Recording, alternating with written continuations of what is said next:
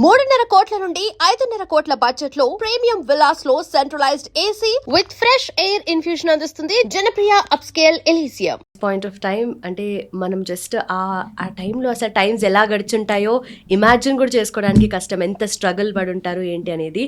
But వాళ్ళ determination, వాళ్ళ power, వాళ్ళ స్ట్రెంగ్త్ అండ్ వాళ్ళ నేషనలిస్టిక్ ఫీలింగ్ అయితే మొత్తానికి ఇండిపెండెన్స్ తీసుకొచ్చింది. అండ్ ఈ పాయింట్ ఆఫ్ టైంలో మనము తలుచుకోవాల్సింది నేతాజీ సుభాష్ చంద్రబోస్. సో ఆయన ఎప్పుడు చెప్పినట్టుగా give me blood and I'll give you freedom అన్నారు. సో అఫ్ కోర్స్ చాలామంది బ్లడ్ ఇచ్చారు అండ్ ఫ్రీడమ్ వచ్చింది.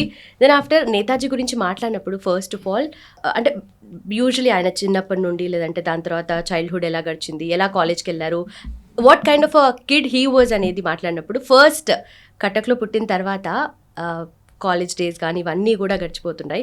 సో ఫస్ట్ ఆయన చైల్డ్హుడ్లో ఎలాంటి మెంటాలిటీ ఉండేది అండ్ ఇలాంటి ఒక పవర్ఫుల్ స్లోగన్స్ ఇచ్చారు ఆయన లైఫ్లో అంటే ఆయన డిటర్మినేషన్ కానీ స్పెషలీ చైల్డ్హుడ్లో ఎలాంటి ఇన్ఫ్లుయెన్స్ ఉండింది ఆయన మీద అనేది ఎక్కువగా మాట్లాడాల్సి వస్తుంది.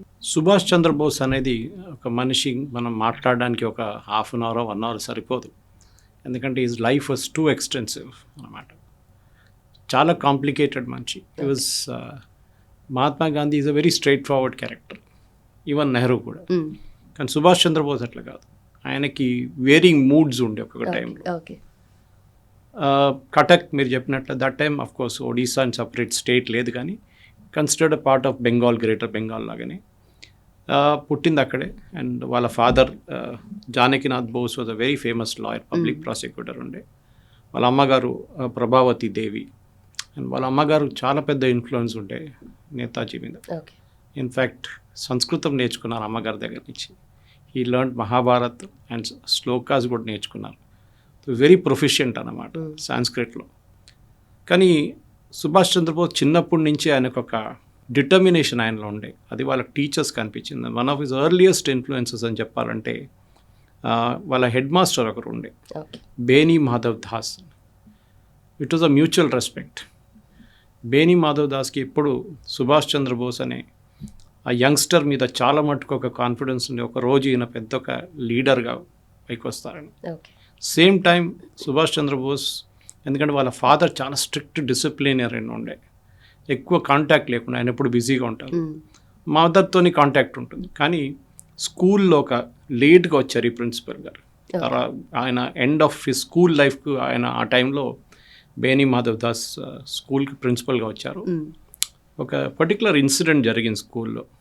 ఖుదీరామ్ బోస్ జయంతి రోజు వీళ్ళు ఆ రోజు పిల్లలు అక్కడ స్కూల్లో ఉన్న పిల్లలు ఫాస్టింగ్ చేశారు. ఫాస్టింగ్ చేసి ఆ రోజు ఒక మీటింగ్ పెట్టారు. దాన్ని బ్రిటిష్ అడ్మినిస్ట్రేషన్కి తెలిసిపోయింది. And they asked Beni Madhav Das for explanation, ఎందుకు జరిగింది, మీరు ఎట్లా అనుమతించారని. సో ఆయన చెప్పారు, నేను అనుమతించాల్సింది ఏముంది దీంట్లో, ఇట్స్ వెరీ న్యాచురల్.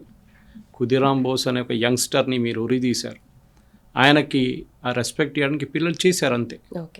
దాని తర్వాత బేనీ మాధవ్ దాస్ వాజ్ ట్రాన్స్ఫర్డ్ అక్కడి నుంచి, ఒక పనిష్మెంట్ ట్రాన్స్ఫర్ లాగా ఆయన పంపించేశారు అక్కడి నుంచి. కానీ ఎర్లీ డేస్ ఫస్ట్, ఎందుకంటే సుభాష్ చంద్రబోస్ అనే మనిషి ఫస్ట్ ఒక greatest accomplishment was academics. He was brilliant in his academics. అది మనం చాలా మన దగ్గర ఉన్న early days of freedom fighters చూస్తే చాలామందికి అకాడమిక్స్లో ఇంట్రెస్ట్ ఉండే, కానీ వాళ్ళు పర్స్యూ చేయలేదు. అది మీరు మోహన్ దాస్ కరమ్చంద్ గాంధీ చూస్తే ఆయన సౌత్ ఆఫ్రికా నుంచి వచ్చారు, నెహ్రూ ఏమో హ్యారోకి వెళ్ళారు. ఓకే, అట్లాంటి చాలామంది ఉన్నారు, ఈవెన్ సర్దార్ పటేల్. కానీ ఈ పర్టికులర్ పాయింట్లో మనం చూస్తే సుభాష్ చంద్రబోస్ అనే ఒక యంగ్స్టర్ కటక్లో చదువుకోవడము, అక్కడి నుంచి ముందుకెళ్ళి తర్వాత ఆఫ్టర్ స్కూలింగ్ డేస్ ఆయన ఈ move to Calcutta. I think it was 1913. And వాళ్ళ పెద్ద ఫ్యామిలీ, వాళ్ళ వెరీ రిచ్ ఫ్యామిలీ అన్నమాట, చాలా డబ్బులు ఉండే వాళ్ళ దగ్గర. And they were very well of financially.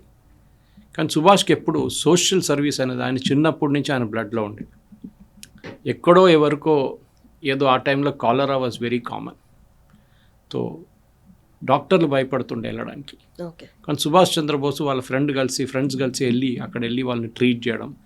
And వాళ్ళ అమ్మగారికి చాలా టెన్షన్ ఉండే, ఎందుకంటే ఈయన మళ్ళీ ఇంటికి వచ్చిన తర్వాత ఇంట్లో వాళ్ళ మీద ఏదైనా దీని ఇంపాక్ట్ ఉంటుందా కాలరా, అది it's very highly contagious disease. కానీ సుభాష్కి అదేం లేదు.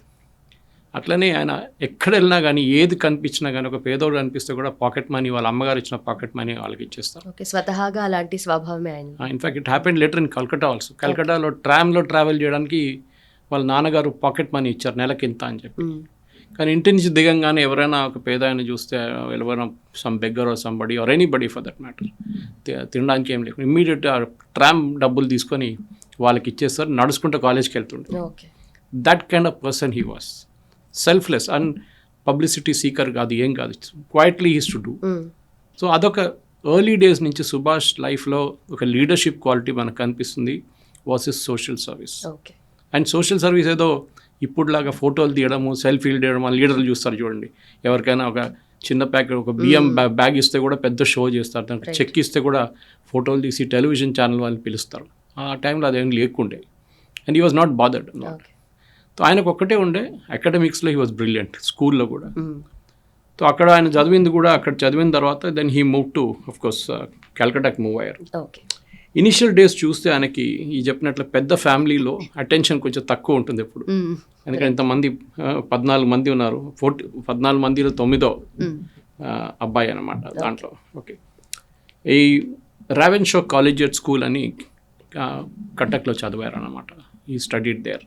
అండ్ అక్కడి నుంచి ఆయనకు చాలా మటుకు చిన్నప్పటి నుంచి ఒక స్కిల్ ఉండే, writing skill and debating skill. Okay, తర్వాత ఆయన when he became a part of the Indian national Congress ఆయన చాలా మటుకు ఎంఫసైజ్ చేశారు, డిబేటింగ్ స్కిల్స్ ఇంప్రూవ్ చేయండి.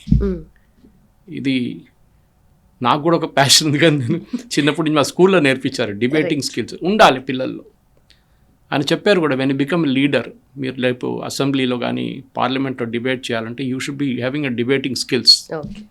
అండ్ మన ఎర్లీ కాన్స్టిట్యూంట్ అసెంబ్లీ చూస్తే మనకి when the constitution was being adapt, ఆ టైంలో అంబేద్కర్ గారి డిబేట్స్ కానీ, ఆచార్య కృపలాని, ఈవెన్ నెహ్రూ, చాలామంది సీనియర్ లీడర్స్, పటేల్జీ, వీళ్ళందరూ వాళ్ళ debating skills high quality. Exactly, కాన్స్టిట్యూషన్ని రాసేటప్పుడు కూడా ప్రతి ఒక్కరు పాయింట్స్ తీసుకొని ఆర్గ్యుమెంట్స్, డిబేట్స్ అవన్నీ చేసిన తర్వాత ఇట్ వాస్ డెవలప్డ్ కదా. Correct. And it took how many years? 1947లో మనకి ఇండిపెండెన్స్ వచ్చింది, 1950లో వీ బికేమ్ ఎ రిపబ్లిక్. అప్పుడు దాకా technically we are a dominion status, అంటే we are under the queen of England ఆ టైంలో. కానీ దాని తర్వాత సో ఈ స్కిల్ చూడండి, అది తర్వాత కనిపిస్తుంది అన్నమాట. అండ్ ఆఫ్ కోర్స్ ఈ హెడ్ మాస్టర్ బేనీ మాధవ్ దాస్ గారి ఇంపాక్ట్ కూడా చాలా మటుకు సుభాష్ మీద ఉండే. And that shows up later. ఆయన ఆఫ్ కోర్స్ కల్కటాకి వెళ్ళారు. కల్కటాలో వెళ్ళి ఈ జాయిన్డ్ అ కాలేజ్ దేర్, మన అందరు తెలిసిందే. It is one of the most prestigious college. 1913లో he join presidency college in Kolkata. Presidency college అని ఆ టైంలో it was a hot bed of revolutionaries.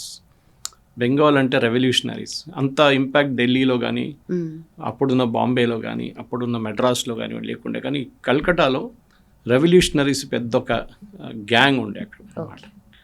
And they were not వాళ్ళు ఎవరితో అఫిలియేషన్ లేదు వాళ్ళకి, కాంగ్రెస్తోనో మిగతా వాళ్ళతో ఎవరితో లేదు, ఇండిపెండెంట్గా. ఆ గ్యాంగ్లో హీ వాక్డ్ ఇన్ అన్నమాట. రైట్.